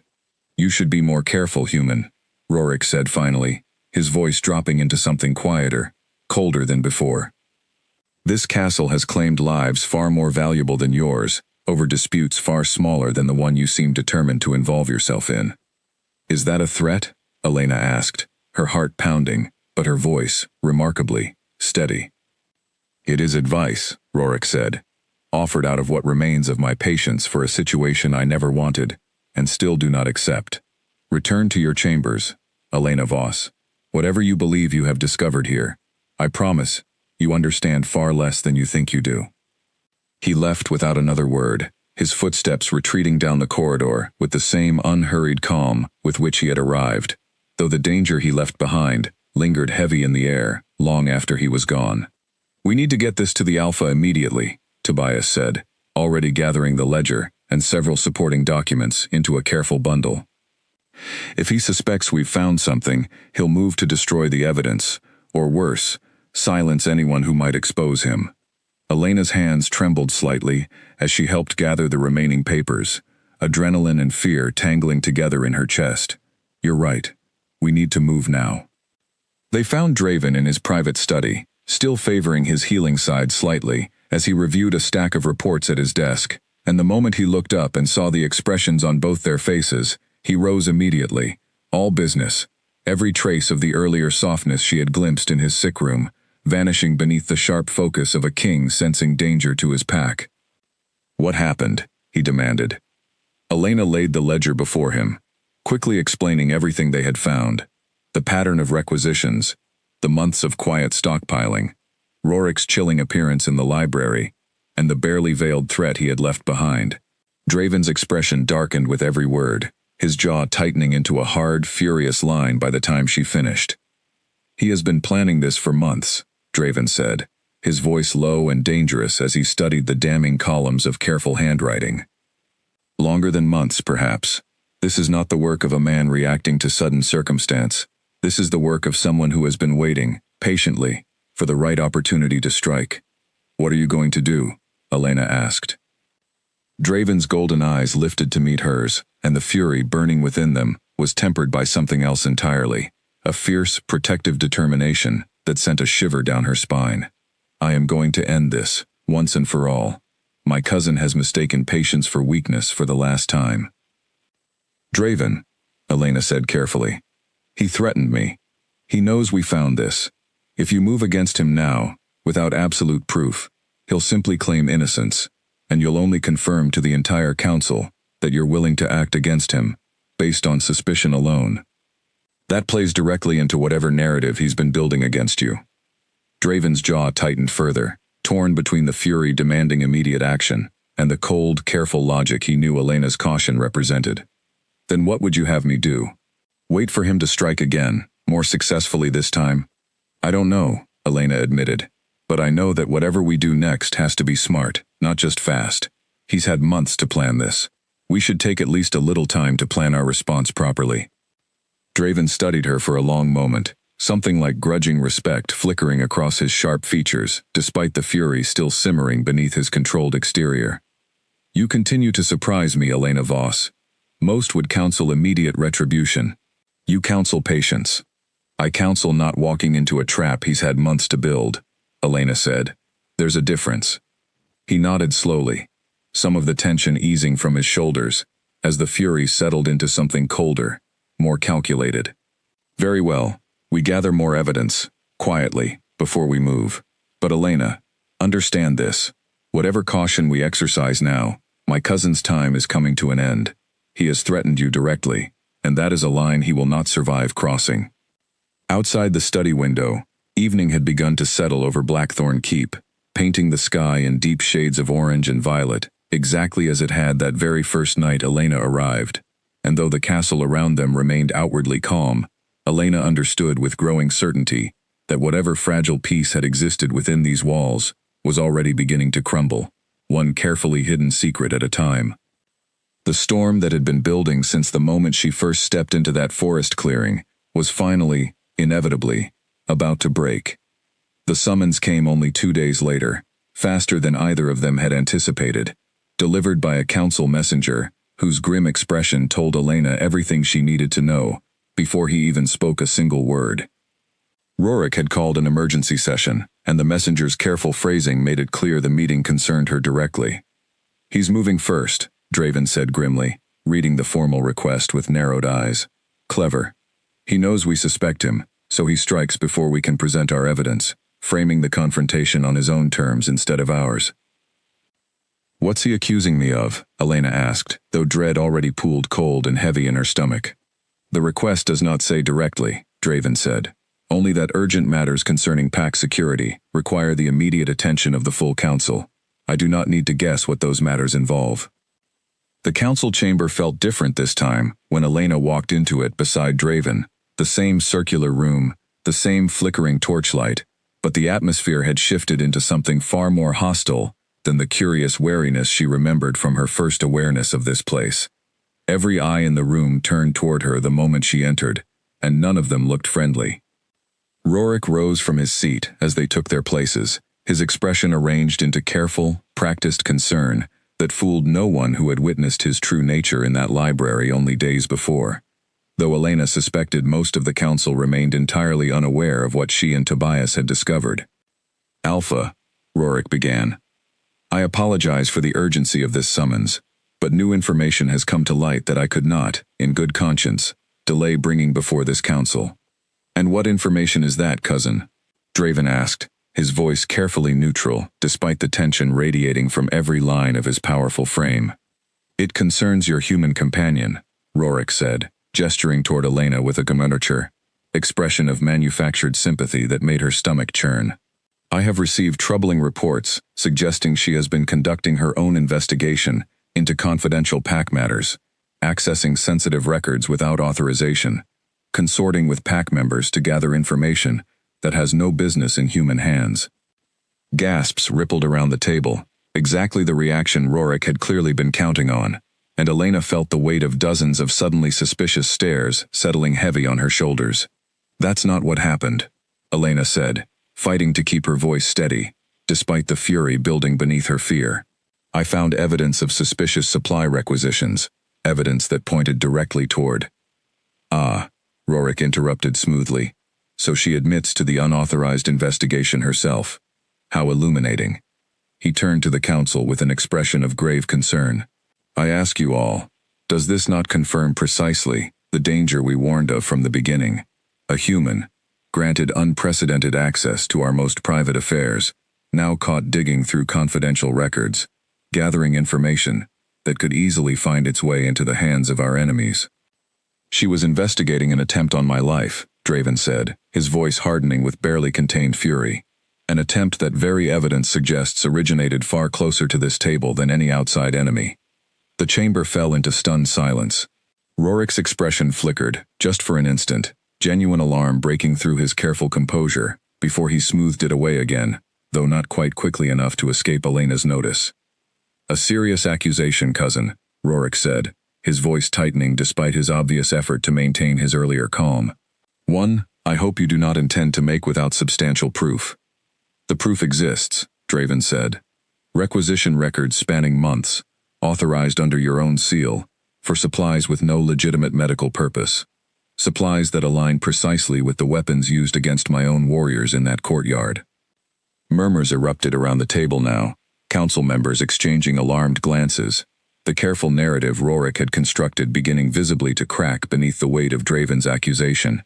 Leora, the silver-haired elder who had pressed so hard for Elena's examination weeks before, studied Rorik now with new, wary suspicion. "Is this true?" she demanded. "Rorik, did you authorize those requisitions?"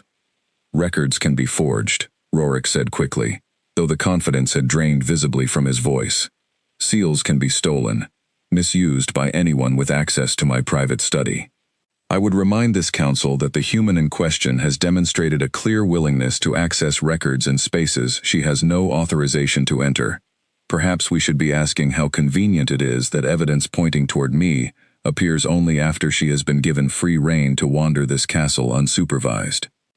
"That's absurd," Elena said, anger finally overriding her caution entirely.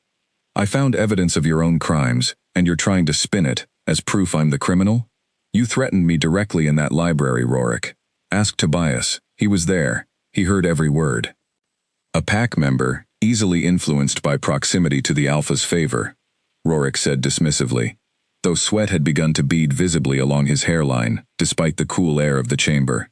His testimony proves nothing beyond loyalty that has clearly clouded his judgment.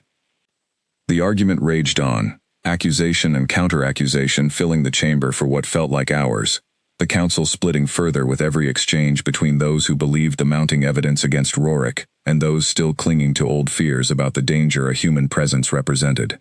Elena watched it all with growing dread, understanding with painful clarity that whatever the truth of the matter, this council's judgment would ultimately hinge less on facts and more on which narrative proved more convenient for each individual member's own ambitions and alliances.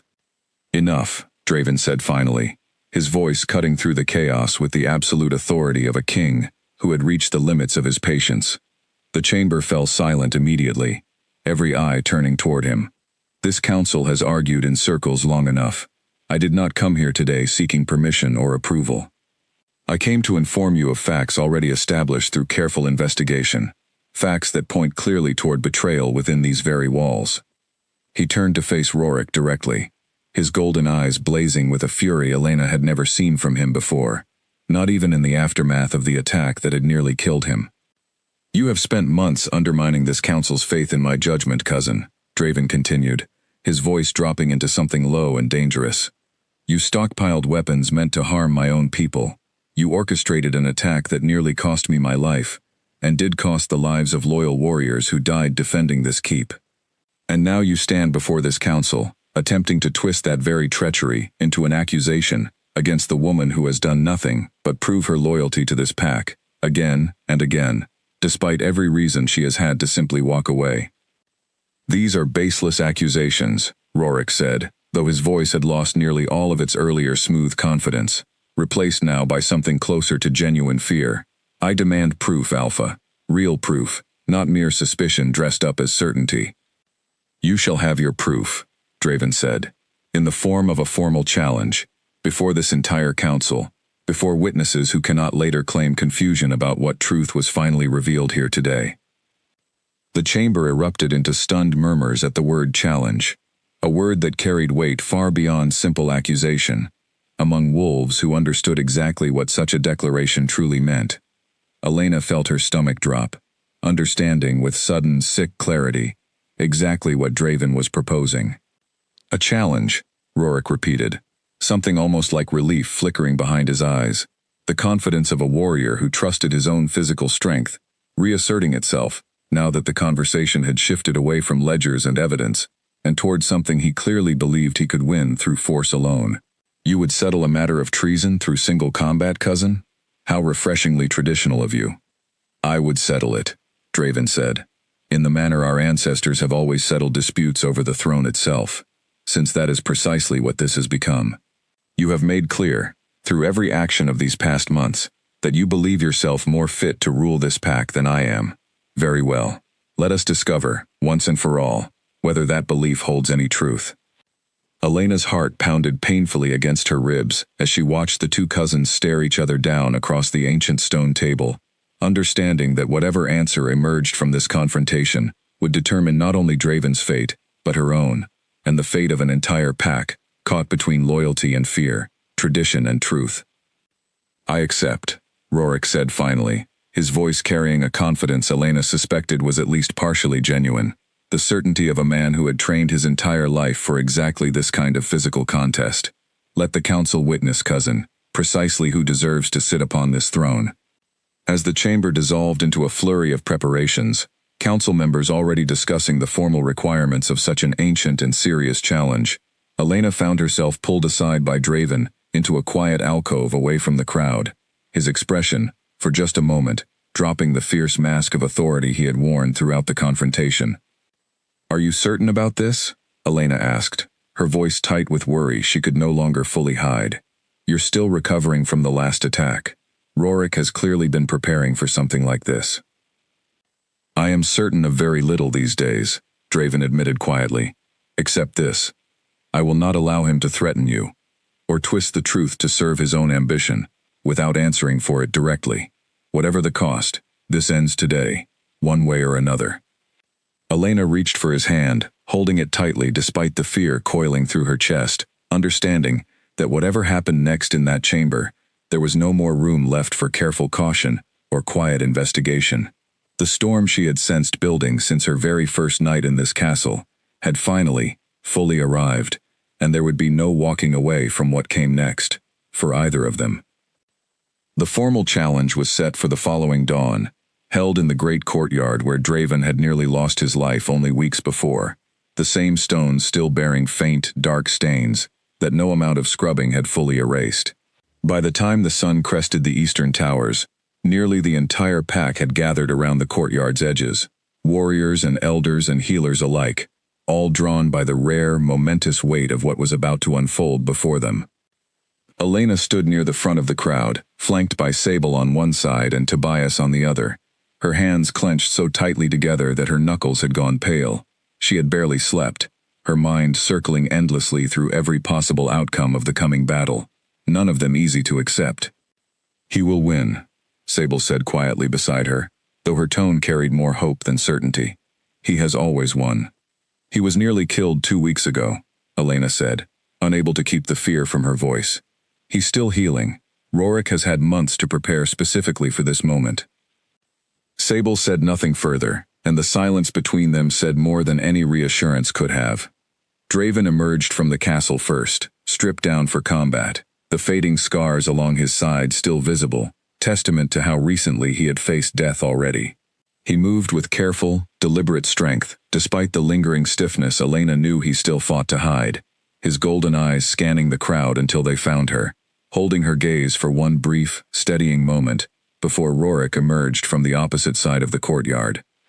Rorik looked, Elena thought with a chill, entirely too confident for a man about to fight for his life, his movements loose and easy, the posture of someone who had spent months training specifically for this exact confrontation, while his opponent recovered from wounds Rorik himself had likely orchestrated. Halden stepped forward to address the gathered crowd, his weathered voice carrying easily across the silent courtyard. This challenge is called under ancient law, to be settled through combat until yield or death, witnessed by this full council and pack, its outcome final and binding upon all who call themselves Blackthorn. The formal words hung heavy in the cold morning air, and Elena felt her heart hammering so hard against her ribs, she feared everyone around her must surely hear it. "Let it begin," Halden said finally, stepping back from the center of the courtyard.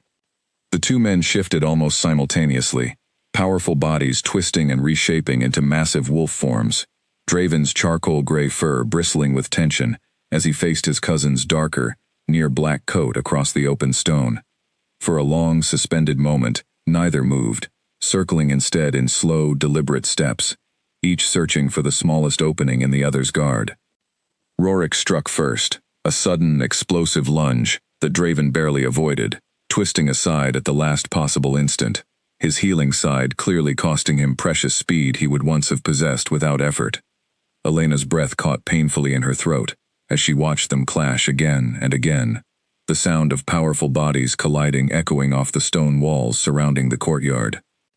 It quickly became clear that Rorik had, indeed, trained specifically for this fight, his attacks calculated and precise, aimed with unsettling accuracy at the exact locations where Draven's earlier wounds still lingered, still tender beneath fur that could not fully hide the way he favored his injured side with every desperate dodge and counterattack. "He's targeting the old wound," Elena whispered, horror creeping through her as she watched Rorik's pattern become clear even to her untrained eye. He knew exactly where to strike. Sable's expression tightened with the same grim understanding, though she said nothing, her attention fixed entirely on the brutal contest unfolding before them. Draven staggered under a particularly vicious blow, his powerful frame crashing hard against the stone ground, and a collective gasp rippled through the watching crowd as Rorik surged forward to press his advantage, jaws snapping toward his cousin's exposed throat. For one terrible, endless second, Elena thought she was about to watch Draven die in front of the entire pack, exactly as he had nearly died 2 weeks before. But Draven twisted at the last possible moment, using Rorik's own momentum against him, throwing his cousin's weight off balance just enough to avoid the killing blow, his own jaws finding purchase instead against Rorik's shoulder, dragging him down hard onto the unforgiving stone.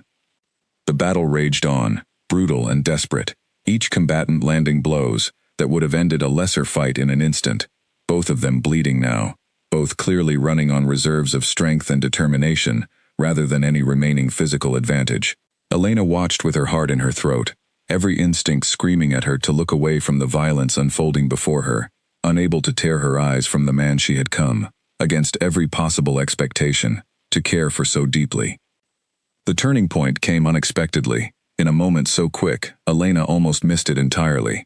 Rorik, sensing perhaps that his earlier advantage had begun slipping away as exhaustion set in, attempted one final, desperate lunge, aimed once more at Draven's weakened side.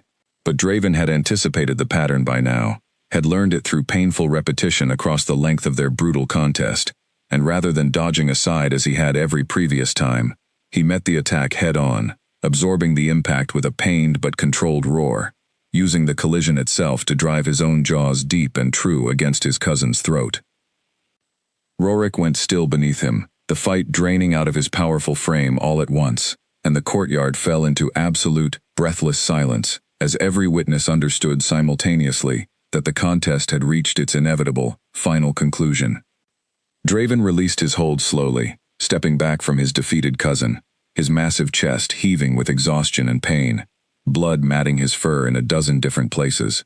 He held the position for a long moment, waiting, watching, until Rorik's form finally shifted back into that of a man, breathing but broken, utterly defeated, before the entire pack that had once feared he might successfully claim their throne. "Yield," Rorik gasped, the single word costing him everything that remained of his pride. Draven shifted back as well, standing tall despite his visible wounds, his golden eyes sweeping across the silent, watching crowd before settling finally on his defeated cousin. "The challenge is decided," he said, his voice carrying easily across the courtyard, despite the exhaustion evident in every line of his powerful frame. "Rorik's treachery stands proven before this entire council and pack, confirmed not only by evidence, but now by his own admission of defeat." He turned to Halden and the assembled council members, his expression hardening into something cold and final. "He will be stripped of all rank and privilege, exiled beyond Blackthorn territory, forbidden ever to return upon pain of death. Let this serve as final proof to any who doubt where true loyalty and strength reside within this bloodline." The council murmured its assent, several members already moving to see Rorik's exile properly enforced, and as the crowd began slowly to disperse, Draven turned instead toward Elena, crossing the courtyard with slow, deliberate steps despite his obvious pain. He stopped before her, and for a long moment, neither of them spoke, the weight of everything that had happened, everything that remained unsaid between them, hanging heavy in the cold morning air. "You fought for me," Elena said finally, her voice thick with emotion she could no longer fully contain. "I fought for us," Draven corrected quietly, his golden eyes holding hers with an intensity that stole the breath from her lungs entirely. "I have spent weeks telling myself and everyone around me that I would never accept a human mate, that the bond between us was a complication I intended to overcome. I was wrong, Elena. I have been wrong since the very first moment you knelt beside me in that forest and refused to run." He raised his voice then, turning slightly to address the still gathered crowd, his words carrying the weight of formal declaration, despite the raw, exhausted honesty threading through every syllable. "Let it be known, before this entire pack, that Elena Voss stands as my true and chosen mate, recognized fully and without reservation, whatever tradition may say of bloodlines and human blood. Fate chose her for me, and I have finally, fully, chosen her in return." A stunned silence fell over the courtyard, broken slowly by murmurs that grew steadily into something Elena had never expected to hear, directed toward her within these walls, something that sounded, unmistakably, like acceptance, and in several voices scattered throughout the crowd, something closer still to genuine celebration. Elena felt tears sting her eyes, overwhelmed by the sheer weight of everything that had happened in the space of a single brutal, transformative morning, and when Draven reached for her hand, drawing her gently but firmly against him despite his visible pain, she went without any hesitation at all, finally, completely certain of exactly where she belonged. "I never expected any of this," she admitted quietly, her forehead resting against his chest, careful of his wounds. "A month ago, my biggest concern was whether my truck would survive another winter. And now?" Draven asked, his voice softer than she had ever heard it, stripped bare of every guarded wall he had built so carefully around himself. "Now," Elena said, looking up to meet his golden eyes, with a certainty that surprised even herself. "I can't imagine my life any other way." Around them, the courtyard slowly emptied as the pack dispersed to tend to the aftermath of the morning's dramatic events. But Draven and Elena remained exactly where they stood for a long while longer, holding each other beneath the pale morning sky. The storm that had defined every day since their first meeting, finally, at long last, beginning to settle into something calmer, something that looked, however improbably, like the beginning of a future neither of them had ever expected to find. 3 weeks passed before Blackthorn Keep truly settled back into a rhythm resembling peace. Weeks filled with council meetings to reorganize leadership positions Rorik had once occupied. Quiet conversations between Draven and his advisors about how best to reassure a pack still shaken by the discovery of betrayal within their own ranks. And slow, careful healing for wounds both physical and otherwise. Elena found herself, during those weeks, no longer confined to a single locked room, but welcomed instead throughout the castle with a warmth that still occasionally caught her off guard after everything that had come before. Sable had become something close to a genuine friend, Tobias continued dropping by with news and easy conversation whenever his duties allowed, and even Leora, the stern elder who had once pushed hardest for Elena's examination, had begun treating her with a cautious, growing respect that Elena suspected had been earned through nothing more complicated than simply refusing to abandon Draven when it would have been easiest to do exactly that. She had returned briefly to her old life during those weeks as well, a careful, guarded trip arranged by Draven himself, warriors discreetly shadowing her every step, to see Nadia and explain, in whatever careful, edited version of the truth she could manage, why she had disappeared so suddenly, and why her life was about to change in ways neither of them could have predicted.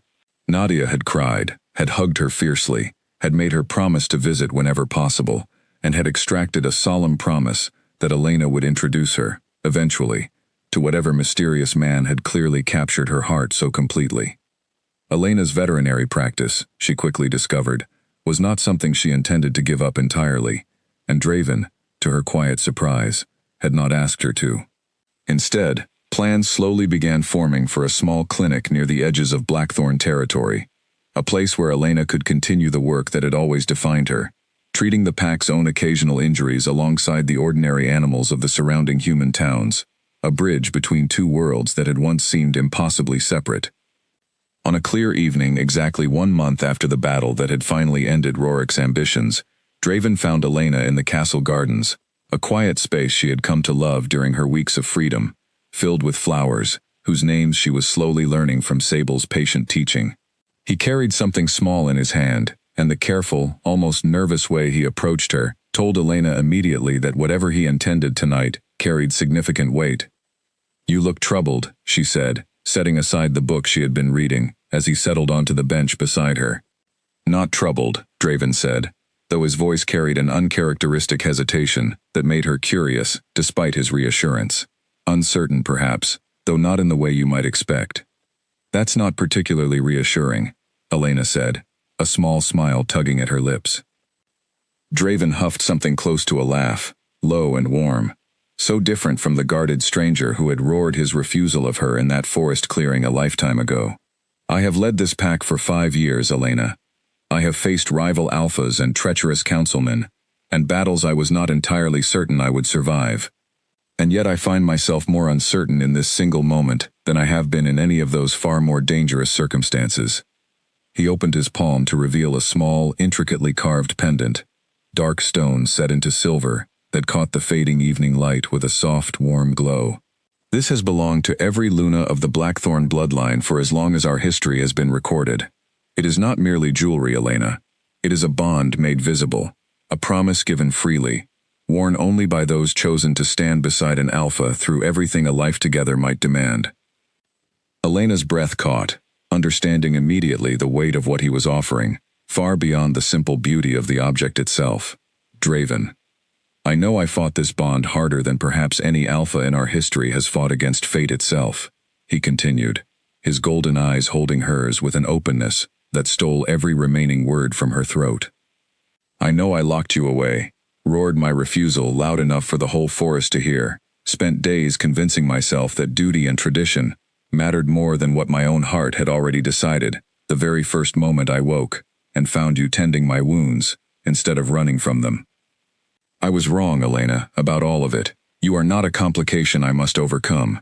You are the reason I survived that forest, and the reason I intend to spend the rest of my life proving myself worthy of what fate so generously handed me, whether I initially wanted it or not."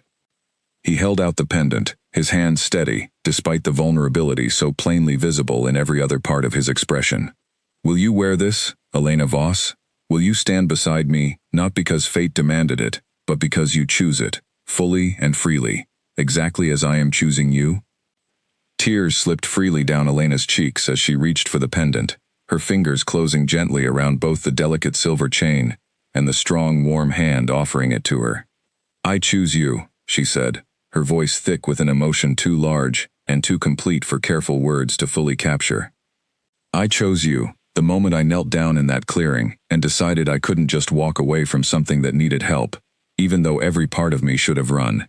I'm not sorry I stayed, Draven. Not for one single moment of everything that came after." He fastened the pendant around her neck with careful, reverent hands, and when he drew her close afterward, holding her beneath the darkening sky exactly as he had held her in that courtyard weeks before, Elena felt something settle deep within her chest, a certainty stronger than any fear or doubt that had accompanied her through every strange, terrifying, transformative day since that storm first led her into these woods.